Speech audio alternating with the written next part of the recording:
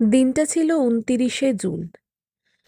২৯শে জুনের গুরুত্ব আর কার কাছে কি আমি সত্যি বলতে পারবো না।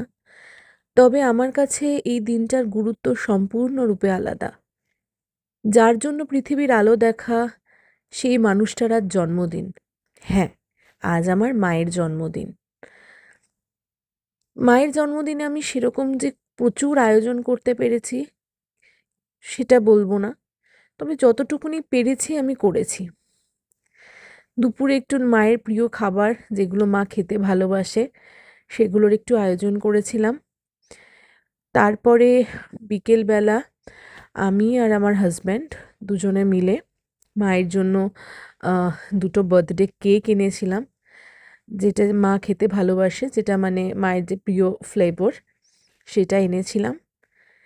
এইভাবেই মায়ের জন্মদিনটা সেলিব্রেট করলাম। আর সত্যি কথা বলতে গেলে আমার বাবা চলে যাওয়ার পরে আমার দুনিয়াটা আমার মা ছাড়া আর সত্যিই কেউ নেই। শুধু আপনাদের কাছে এইটুকুনি বলবো বা এইটুকুনি হয়তো চাইবো যে আপনারা শুধু প্রে করবেন আমার মা যেন খুব ভালো থাকে, সুস্থ থাকে। আর আমি আমার মাকে যেন পৃথিবীর সমস্ত সুখটা দিতে পারি।